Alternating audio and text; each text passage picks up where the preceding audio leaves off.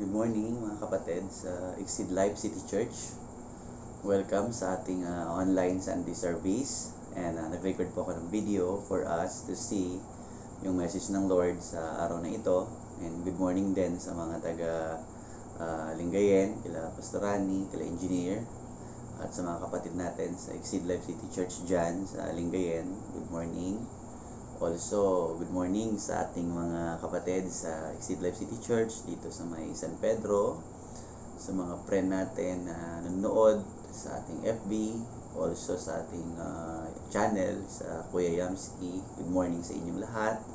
Sa mga friends natin, good morning. Today is around, oras na ba? 2:15 in the morning. So, I do have my coffee. And I hope pag pinapanood nyo to, mag-take din kayo ng coffee para smart, tsaka hindi tayo naantok. Ayan, so ayan po. So pag-usapan natin ngayon dahil marami po ang nagiging agam-agam natin dahil in-announce po na sa 29 this coming Monday o bukas ay ECQ na naman ang buong NCR, and also sa Laguna, sa Cavite, ECQ na naman, meaning parang naulit yung last year, but this time is I think hanggang 4 lang, April 4. So yung 2 weeks natin, starting today na Sunday and the following Sunday, mag-online ulit tayo.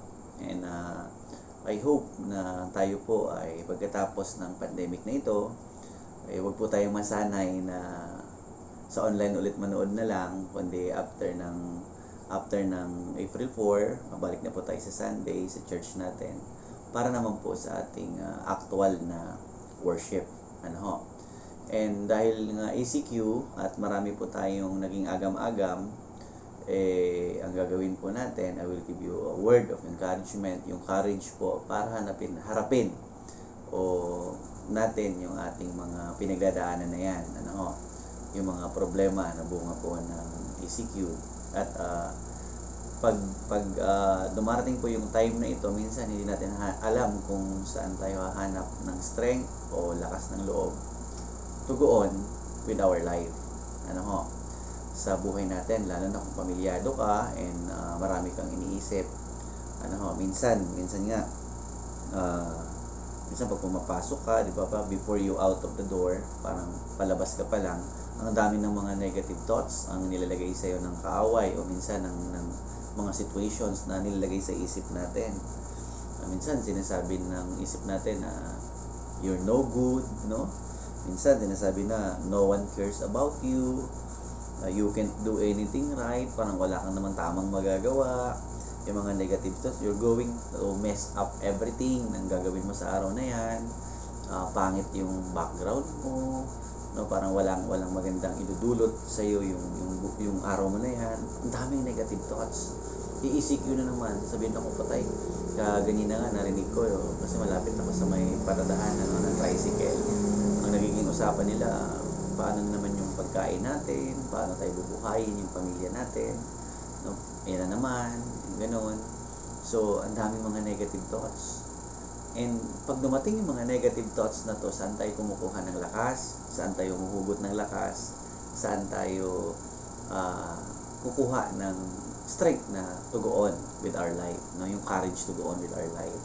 So allow me to share to you yung story na ito para po tayo po ay sa biyaya po ng Panginoon, makahugot po tayo ng lakas nang galing sa Panginoon through His Word o yung Bible. And sa Bible kasi maraming tinuturo, lalo na mga courage in the Bible na magbibigay sa iyo ng hope, ng pathway to overcome yung mga anxiety, yung stress. The Bible tells us about many men and women who defeated their fear and anxiety by learning, sabi to depend on God. And I believe their faith in God will inspire you to be courageous too, Yung tinuturo ng Biblia, pag nakita natin yung faith ng mga taong ito, this is a 4-week series, makikita natin na yung through their faith, we can be able to overcome yung anxiety, yung fear, magkakaroon tayo ng hope and lessons upon the lessons na nangyari sa buhay nila, which is written in the Word of God. Let's talk first about Moses, no? Ano bang mayroon si Moses? Si Moses, mayroon siyang courage to face the past. Kasi during the time ni Moses, alam naman natin na naging prince siya ng Egypt, di ba? Nung naging prince siya ng Egypt, dumating yung time na nakita niya it's very unfair yung treatment ng Pharaoh sa mga Egyptians. And because of this, nakita niya yon, no, dahil mga kababayan niya yon, hindi niya alam yon na by birth ay Jewish siya. Ang ginawa niya is pinatay niya yung isang sundalo na kung saan nagpapahirap doon sa kanyang kababayan. Ayan, kitang ingin yung motor, ano. Pinatay niya yon at nag-escape siya doon.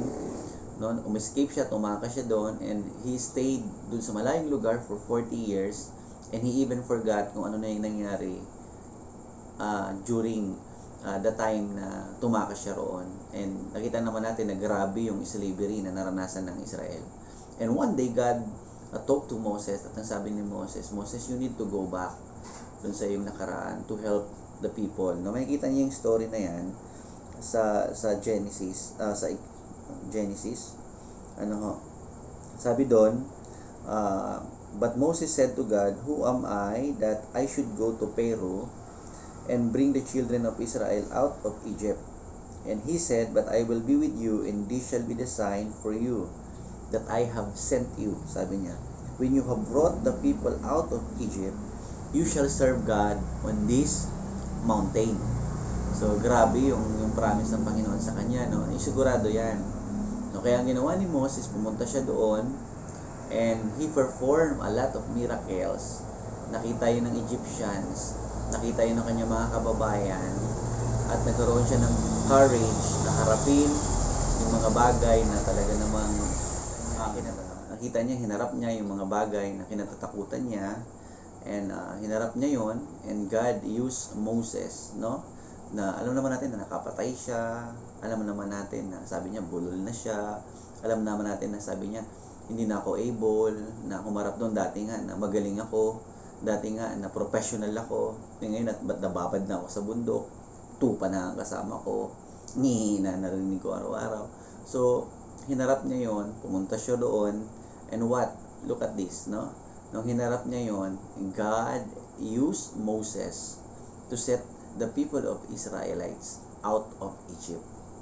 Meaning, kapag matuto tayo na harapin yung ating mga past mistakes, yung mga sins natin in the past, una, pwede mo namang kalimutan yon, but if God wanted you to deal some things, lalo na yung pag sa family problem, may mga problema ka na need na maayos, no? You need the courage to face yung past na yon, at maraming naaayos doon, no? Like my story, no?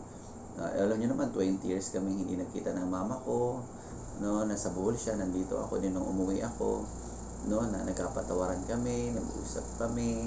Nakita namin doon na ang sarap pala ng pag-peaceful ka pag naayos yung mga past mo na problema. At marami akong problema in the past na sa awa naman ng Diyos, inayos ng Panginoon. And I do believe Moses, myself, sa ating lahat, kung ano yung mga problema natin, galit, hinanakit, ng mga nakaraan na yan, kailangan mo mag-forgive, kailangan mong harapin yon. I want you to know that God will give you the courage to do that. And you can achieve the peace, the goodness ng Lord na ma-achieve mo yon. Amen. So, Moses, nagkaroon siya ng courage para harapin yung kanyang nakaraan, para balikan yung nakaraan niya at ayusin yung kanyang nakaraan at tulungan yung mga tao na nais niya namang tulungan before. Number 2, si Moses din, ang ganda rin kasi ng story ni Moses, ano? Nagkaroon siya ng courage to face yung present problem. O sige, natulungan niya na yung mga tao, nalawas niya na out of Egypt. And what happened? The next time to happen, hinabol sila ng mga ito, at alam naman natin napunta sila dun sa Red Sea o dun sa patay na dagat. And what happened nung nandun na sila? Most of the people na dinala niya doon, because they are not familiar with God, most of them murmured, most of them complained, most of them sinisi siya, sana, ganito. No, yun yung present na hinaharap niya. And he said to God, Lord, di ba sabi mo, if I brought out these people, it will cause us to worship on this mountain. Ito ako ngayon, Lord, ano ang gagawin ko? No, that's the present problem. What he did is he trust in the word of God. Ano yung ginawa ng God? Nagtiwala siya. Ang ganda nito, mga kapatid. Exodus 14:21. Sabi doon, ikaw ba naman, di ba wala ka nang pupuntahan? Tapos ang itataas mo lang tungkod mo. Ano? Tungkod lang. Kasi yun yung instrument na ginamit ng Lord sa buhay niya. Sabi doon, then Moses stretched out his hand, Exodus 14:21. Stretched out his hand over what? The sea. And all that night, the Lord drove the sea back with a strong east wind and turned it into dry land. The waters were divided. Grabe, no? Para mahati yung Red Sea na yun. It cost God all night. At all night din nakataas si Moses. Parang, imagine mo, 15 minutes. Subukan nyo itaas yung mga kamay nyo, no? Nang isang oras lang. Di ba talagang, pag wala pang nangyayari, Lord, isang oras na ako nagpipray, 2 oras na, 3 oras na. Moses, 12 hours.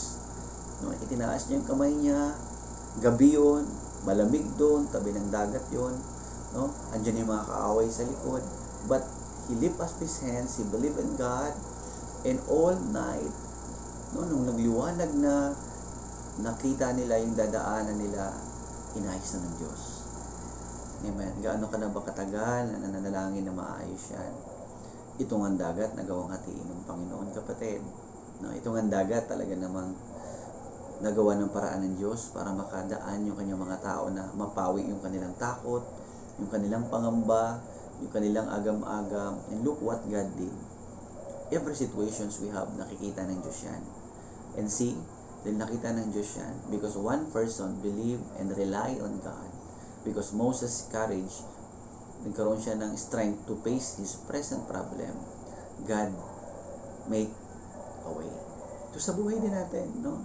Kung darating yung bagay na yan, kung talagang pinag-pray mo ng matagal na yan, talaga namang hirap ka na, yung present mong problem yan, may sakit na bilang doktor, may sakit ka, sinabi ng ilan na bayaran mo na yung utang mo, talagang wala ka na, hopeless ka na, and you turn to God, God will do something which is very unimaginable and impossible, like Moses.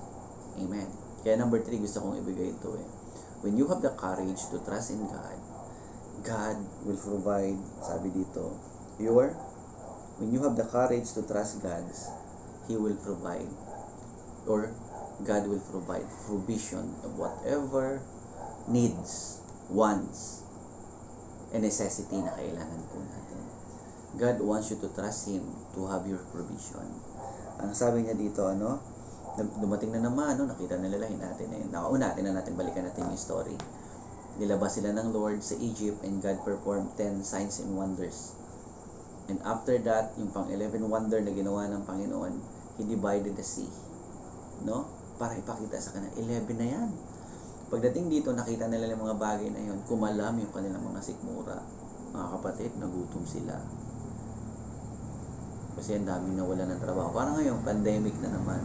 Isipin na ako, nagugutom ka. Wala akong income, wala akong ganito. Paano kaya ito? Paano kaya ang gagawin?